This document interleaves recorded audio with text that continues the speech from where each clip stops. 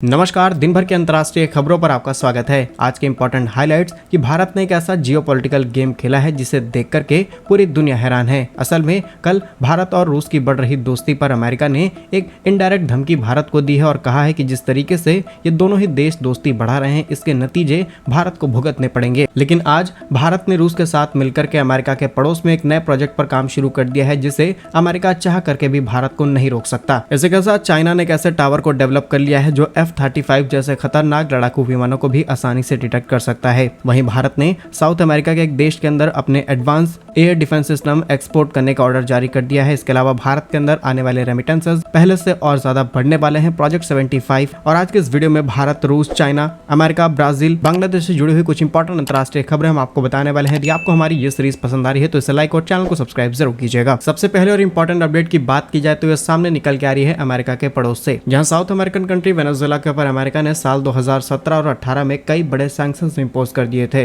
वहां पर भारत के कई बड़े ऑयल प्रोजेक्ट ऑपरेट हो रहे थे जो पूरी तरीके से बंद हो जाते हैं। लेकिन साल 2023 में अमेरिका ने वेनेजुएला के ऊपर लगाए गए इन सभी प्रतिबंधों को हटा दिया, जिसके बाद भारत के लिए एक नया रास्ता खुल गया कि हमारे जो बचे हुए पेंडिंग प्रोजेक्ट हैं हम उन्हें वहां पर रीस्टार्ट करते हुए अपना पैसा वहां से निकाल लेंगे। लेकिन उसके 2 महीनों बाद फिर से अमेरिका यहाँ पर सैंक्शंस इंपोज कर देता है। लेकिन दुख की बात यह थी कि अमेरिका इस बार सिर्फ भारतीय कंपनियों के ऊपर सैंक्शंस लगाता है। अमेरिकी कंपनी जैसे कि तैसे वहां पर काम कर रही थी। लेकिन अब भारत ने वेनेजुएला के अंदर अपना पैसा निकालने का एक नया तरीका निकाल लिया है, सभी नियम कानूनों को सही तरीके से पढ़ते हुए। और यहाँ पर इस बार रशियन कंपनी नायरा एनर्जी की हेल्प ली गई है, जो कि भारत के अंदर जगह जगह पर पेट्रोल पंप्स ओपन कर रहे हैं और काफी बड़ा रिफाइनरी प्रोजेक्ट भारत के अंदर सेटअप कर चुके हैं। अब इसी कंपनी के माध्यम से हम वेनेजुएला से तेल भारत के अंदर ला पाएंगे और यहाँ पर भारत और रूस मिलकर के वेनेजुएला के अंदर बिजनेस ऑपरेट करने वाले हैं। लेकिन अमेरिका इस बार भारत या फिर रूस को कुछ भी नहीं बोल पाएगा। लेकिन अगर डिटेल्स की बात की जाए कि रशिया यहाँ पर भारत की हेल्प कैसे कर रहा है, तो असल में वेनेजुएला ने काफी बड़ा लोन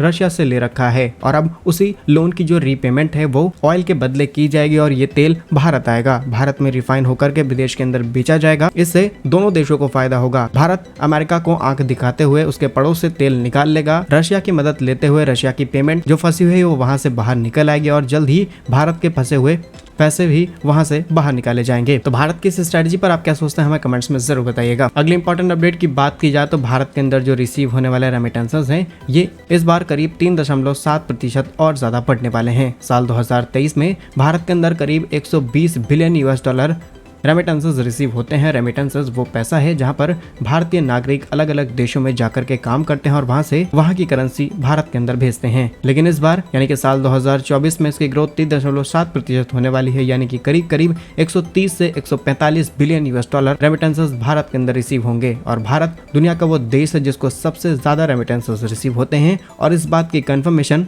वर्ल्ड बैंक ने दी है। अगली इंपॉर्टेंट अपडेट की बात की जाए तो चीन ने एक ऐसे टर्बोचार्ज आसमानी आग को बना करके तैयार कर लिया है जो एक बहुत ही एडवांस क्वालिटी का रडार सिस्टम है। वैसे तो चीन का कहना है कि इससे वो मौसम का पता लगाएगा, लेकिन ये एक ऐसा एडवांस रडार सिस्टम है जो न सिर्फ मौसम बल्कि स्पेस में होने वाली कई तरीके की एक्टिविटीज और यहाँ तक कि कई एडवांस फाइटर जेट को भी आसानी से डिटेक्ट कर सकता है। चीन में छपी रिपोर्ट के मुताबिक इसे छोटे छोटे हवाई लक्ष्यों को पहचान करने के लिए तैयार किया गया है। ये एक बहुत बड़ा विशाल गुब्बारा है। लेकिन कई रिपोर्ट्स ये भी दावा करी हैं कि इसके अंदर F-35 जैसे फाइटर जेट आसानी से पकड़े जा सकते हैं। फिलहाल ये चीन के लिए तो बड़ी उपलब्धि है, लेकिन भारत हो या फिर अमेरिका सभी के लिए एक बड़ा खतरा बन चुका है, क्योंकि F-35 जैसे फाइटर जेट जिन्हें स्टील टेक्नोलॉजी के साथ लेस किया गया है, अगर इन्हें भी कोई रडार सिस्टम पकड़ने में काबिल हो गया तो एक तरीके से ये फाइटर जेट भी किसी काम के नहीं नजर आएंगे। चीन की इस टेक्नोलॉजी पर क्या कुछ सोचते हैं हमें कमेंट्स में जरूर बताइए। अगली इंपॉर्टेंट अपडेट की बात की जाए तो नौसेना प्रमुख बनने के बाद पहली विदेश यात्रा पर जा रहे हैं हमारे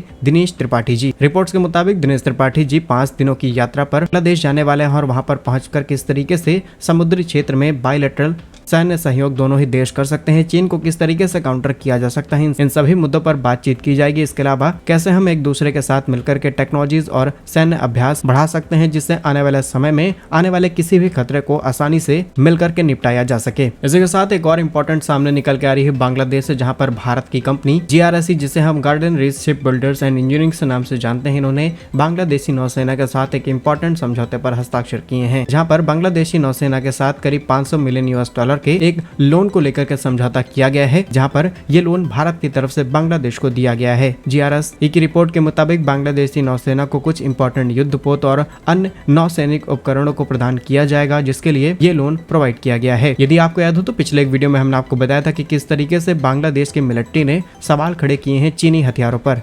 चीन ने बांग्लादेश को कम कीमतों वाले सस्ते और घटिया हथियार भेज दिए हैं जो अब सही तरीके से काम नहीं कर रहे हैं। इस चीज पर बांग्लादेश ने चिंता जताई है और अब वो अपने डिफेंस सेक्टर को और ज्यादा मजबूत करने के लिए भारत के साथ किसी भी कीमत पर जुड़ना चाहते हैं। और ये खबर सामने आते ही दुनिया इस बात को समझ चुकी है कि चीनी हथियारों पर भरोसा नहीं करना चाहिए और पाकिस्तान जो सिर्फ चीन के हथियारों पर उबाल मारता है, अब उसे भी ये बात समझ में आ जानी चाहिए। अदरवाइज कभी पाकिस्तान के ऊपर कोई बड़ा हमला होता है तो उनके हथियार काम नहीं करेंगे और इससे पाकिस्तान को कितनी किरकिरी झेलनी पड़ेगी इसे पाकिस्तान ही समझ सकता है। अगली इंपॉर्टेंट अपडेट की बात की जाए तो ये सामने निकल के आ रही है साउथ अमेरिकन कंट्री ब्राजील से, जहां पर ब्राजील अब भारत के आकाश एयर डिफेंस सिस्टम को खरीदने के लिए पूरी तैयारी कर चुका है। असल में ब्राजील की सेना एक लंबे समय से कोशिश कर रही है कि एक अच्छी क्वालिटी के एयर डिफेंस सिस्टम को ये अपने देश के अंदर लेकर के आए, जिसमें भारत की तरफ से तैयार किया गया स्वदेशी आकाश एयर डिफेंस सिस्टम सबसे फिट बैठ रहा है। रिपोर्ट्स के मुताबिक अगले 1 से 2 महीनों के भीतर भारत और ब्राजील के बीच इस इंपॉर्टेंट समझौते को लेकर के कॉन्ट्रैक्ट साइन किए जा सकते हैं, जिसके बाद भारत की तरफ से तैयार किया गया ये एयर डिफेंस सिस्टम अमेरिका के पड़ोसी देशों के अंदर भी पहुंचना शुरू हो जाएगा और ये भारत के लिए किसी बड़ी जीत से कम नहीं है। साथ ही जानकारी के लिए आपको बता दें कि ब्राजील इसमें पहली बार इंटरेस्ट नहीं दिखा रहा है, बल्कि नवंबर 2023 में ब्राजील की सेना की तरफ से अंतर्राष्ट्रीय बाजार में उपलब्ध सभी मीडियम रेंज वाले एयर डिफेंस सिस्टम को लेकर के रिसर्च शुरू की जाती है, जिसमें भारत के आकाश एयर डिफेंस सिस्टम को फाइनलाइज किया जाता है और फरवरी 2024 में ही ब्राजील की तरफ से भारत को दूसरा रिक्वेस्ट फॉर कोटेशन प्रकाशित किया जाता है, जिसमें भारत इस डिफेंस सिस्टम की सारी डिटेल्स इन्हें भेजेगा, जिसके बाद ये फाइनलाइज करेंगे इन्हें ये खरीदना है या फिर नहीं। अगली इंपॉर्टेंट अपडेट की बात की जाए तो ये सामने निकल के आ रही है रूस यूक्रेन वॉर से, जहां पर अब रूस ने एक नए तरीके से वॉर लड़नी शुरू कर दी है। कल वीडियो में हमने आपको बताया था कि रूस ने किस तरीके से अपने FAB-3000 बम्स का इस्तेमाल करना शुरू कर दिया है, लेकिन अब इस युद्ध में मोटरसाइकिल्स का भी इस्तेमाल रूस की तरफ से शुरू किया जा चुका है। असल में यूक्रेन लगातार कई ऐसे अलग अलग तरीकों से हमला कर रहा है, जिसके कारण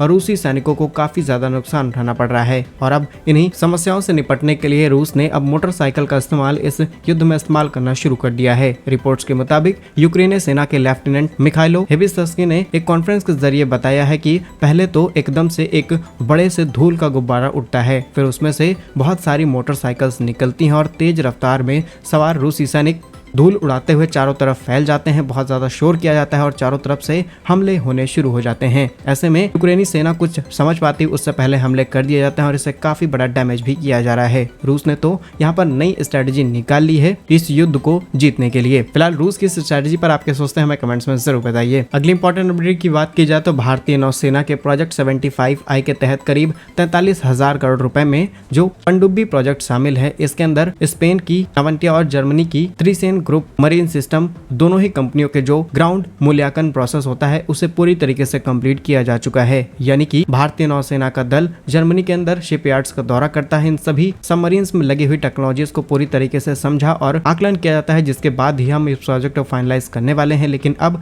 ये रिपोर्ट्स भारत के रक्षा मंत्रालय के अंदर प्रस्तुत की जा रही हैं, जिसके बाद ये क्लियर हो जाएगा कि इस कॉन्ट्रैक्ट में कौन सा देश पार्टिसिपेट करने वाला है। थोड़ी सी डिटेल्स की बात की जाए तो ये प्रोजेक्ट भारत के लिए बहुत ही ज्यादा इंपॉर्टेंट होने वाला है, खासकर सबमरीन टेक्नोलॉजी में, क्योंकि इस प्रोजेक्ट के तहत जो पहले फ्लीट में सबमरीन तैयार की जाएंगी उनमें 45% टेक्नोलॉजी ट्रांसफर होगी। लेकिन अगर प्रोजेक्ट 75I की इंपॉर्टेंट डिटेल्स की बात की जाए तो यहाँ पर जो पहली सबमरीन तैयार की जाएंगी, पहली चीज तो ये प्रोजेक्ट भारत के अंदर बनने वाला है और इसमें भी 45% पहली सबमरीन के अंदर कंपोनेंट्स भारत के इस्तेमाल किए जाएंगे। लेकिन छठी सबमरीन बनते बनते इसके अंदर लगे हुए कंपोनेंट्स का करीब 60% हिस्सा भारत के अंदर ही तैयार किया जाएगा। फिलहाल स्पेन हो या फिर जर्मनी दोनों ही अपनी पूरी कोशिश कर रहे हैं इस प्रोजेक्ट में पार्टिसिपेट करने के लिए। अब देखते हैं भारतीय रक्षा मंत्रालय किस देश को यहाँ पर प्रायोरिटी देता है और किसके हाथ में कॉन्ट्रैक्ट सौंपे जाते हैं। फिलहाल इन सभी अंतर्राष्ट्रीय खबरों पर आपका क्या मानना है हमें कमेंट्स में जरूर बताइए। भारत के ऐसे ही वीडियोस पाने के लिए वीडियो को लाइक और चैनल को सब्सक्राइब जरूर कीजिए। वंदे मातरम, भारत माता की जय।